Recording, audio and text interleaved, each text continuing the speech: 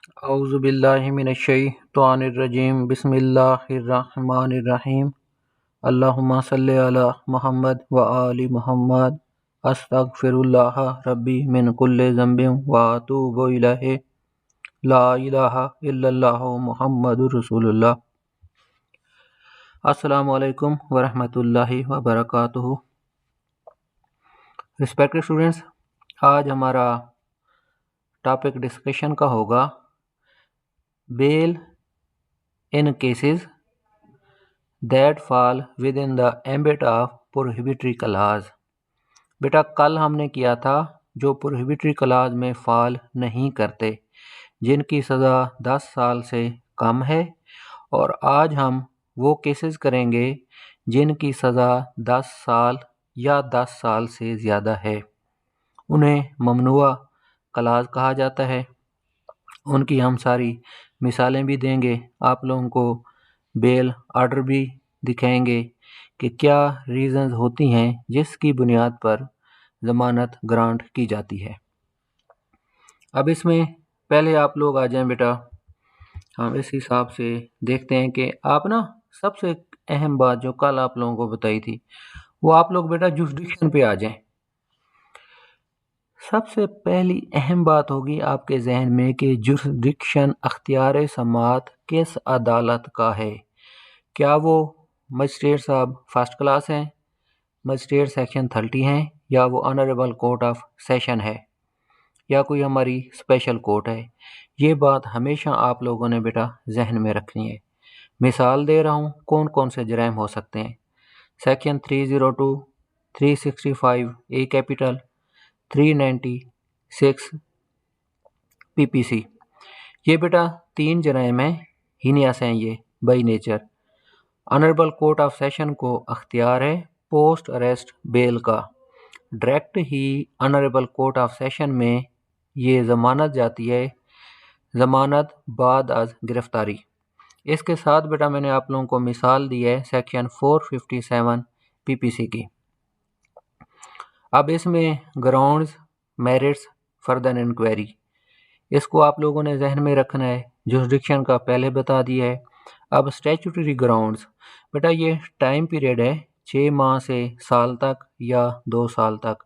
اگر ٹرائل میں ڈیلے ہو جائے تو ملزم کا حق بن جاتا ہے اسٹیچوٹری کہ اسے بیل پر ریلیز کر دیا جائے۔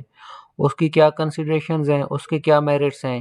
ان میں سب سے پہلی بات یہ ہے کہ اس میں ملزم کا کوئی قصور نہ ہو، اس کے وکیل صاحب باقاعدہ آتے ہوں، ملزم کی طرف سے کبھی غیر حاضری نہ ہو یا غفلت کا مظاہرہ نہ کیا گیا ہو۔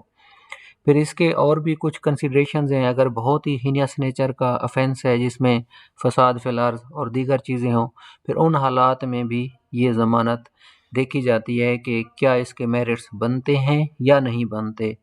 مختصر یہ کہ بیٹا کافی سارے فیکٹس ہوتے ہیں جن کی بنا پر عدالت یہ فیصلہ کرتی ہے کہ ملزم کو ضمانت گرانٹ کرنی ہے یا نہیں کرنی۔ اب ہم اس کا گراس روٹ لیول سے آغاز کریں گے، دیکھیں گے کہ کون سا جرم ہے، کون سی عدالت ہے۔ آسان سے مشکل کی طرف جاتے ہیں۔ بیٹا یہ سیکشن ہے 457۔ اب پہلے آپ لوگوں کو بیٹا بتا چکا ہوں، بریف فیکٹس مختصر لکھ لیں، سب سے پہلے حاضریاں وغیرہ لگا لیں۔ اس کے بعد آنریبل کورٹ کیا کرتی ہے، اب یہ آپ لوگوں کے سامنے بیٹا سلائیڈز ہے۔ اب اس کے نا مختصر فیکٹ سن لیں، کیس کیا تھا۔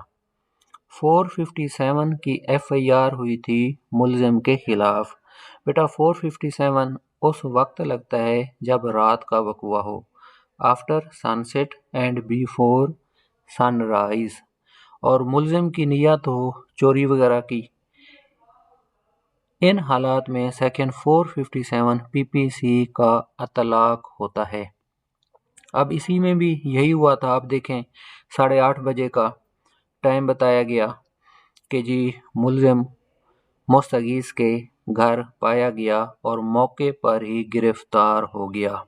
بیٹا یہ 28/3/16 کا وقوع ہے، 8:30 بجے کا ٹائم ہے، 29 کو ایف آئی آر ہو جاتی ہے، ٹائم بھی ساتھ لکھا ہوا ہے۔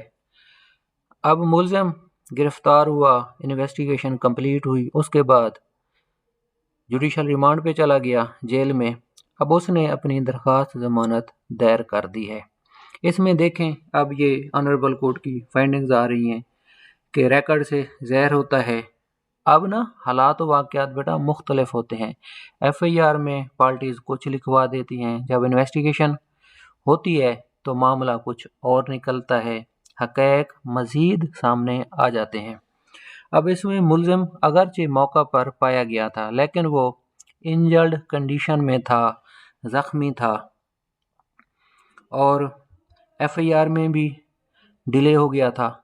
अब अदालत को वाज़ेह कोई चीज़ नज़र नहीं आ रही थी कि आखिर ये क्यों गया था मुस्तगीस के घर। चोरी की क्या कोई एविडेंस वगैरह आई, या एविडेंस से बेटा मुराद ये है कि अभी ट्रायल शुरू नहीं हुआ। डॉक्यूमेंट्री एविडेंस, ओपिनियन तफ्तीशी अफसर की कि असल हक़ाइक़ क्या थे, इस पर खामोशी थी। अब ये है इंटेंशन मुलज़िम की कि जी ये चोरी की नीयत से आया था। तो बेटा किसी की इंटेंशन का कैसे पता चलता है? एक्ट से पता लगता है। लेकिन इंटेंशन के बारे में क्रिमिनल जूरिस्प्रूडेंस बेटा ये कहती है, जो हमारा बेसिक लॉ है, करने वाले जो कोई शख्स कोई जुर्म कर रहा है उसके जहन में है कि उसने ये काम करना है। अब इसका सही जो गेज है, यार्ड स्टिक है बेटा, वो ट्रायल होता है at the stage of evidence. वहाँ पर पता लगता है कि असल हक़ाइक़ क्या हैं जब एविडेंस आती है। शुरू में जनरली हमारे पाकिस्तान में क्रिमिनल जूरिस्प्रूडेंस का ये असूल है कि जब इंटेंशन का इशू आ जाता है वो at the time of trial देखा जाता है, एविडेंस के वक्त।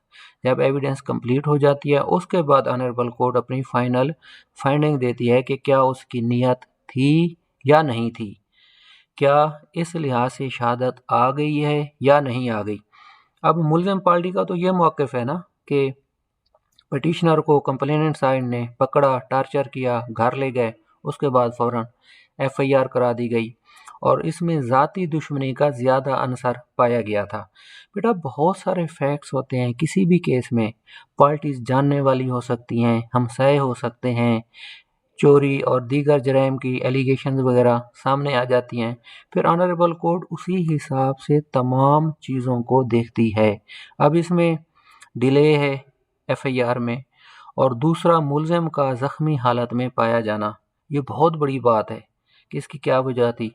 इस लिहाज से खामोशी थी, और भी कुछ लैक्यूनाज फलाज वगैरह थे। अब इस जुर्म की सज़ा तो है 14 ईयर्स तक, ये प्रोहिबिटरी क्लाज में तो फॉल करता है।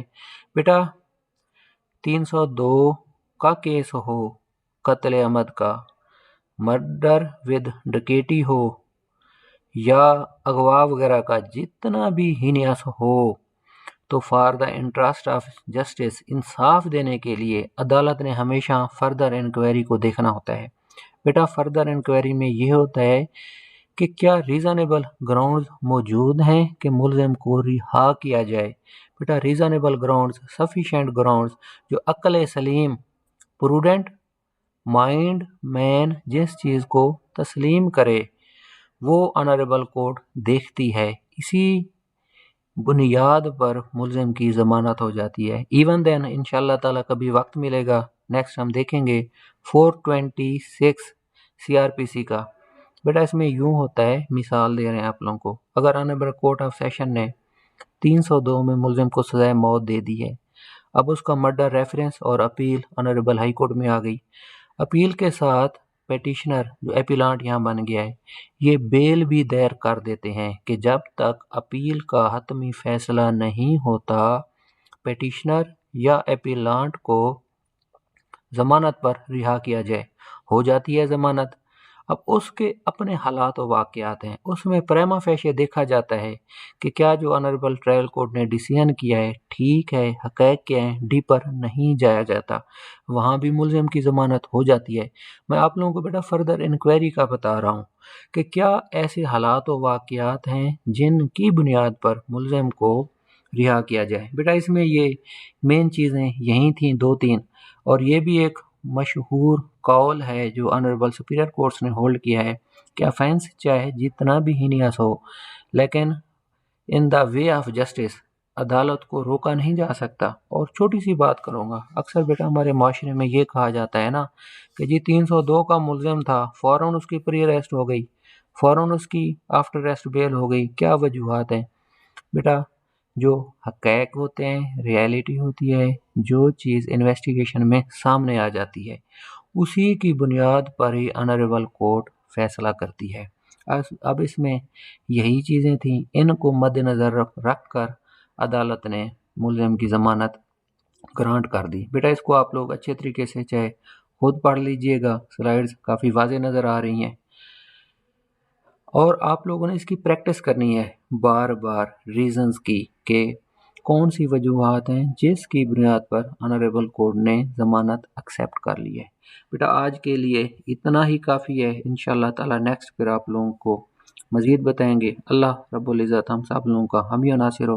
السلام علیکم ورحمۃ اللہ وبرکاتہ۔ بیٹا اب یہ ٹیسٹ کا بفضل ربی سلسلہ باقاعدہ شروع ہو چکا ہے، انشاءاللہ تعالی جو آپ لوگوں کو گروپ میں ڈیٹ بتائی ہے، مکمل پیپر 1 کا ٹیسٹ ہوگا، سارے سبجیکٹس جو آنریبل ہائی کورٹ نے سول جج کے ایگزام میں رکھے ہوئے ہیں وہ ہوں گے۔ ٹائمنگ انشاءاللہ تعالی 1-2 دن پہلے میں آپ لوگوں کو بتا دوں گا، تو اسی حساب سے آپ لوگ تیاری کریں، اور کوئی بھی سوالات ہوں تو بیٹا کمنٹس میں آپ لوگ پوچھ لیجئے گا۔ اللہ حافظ۔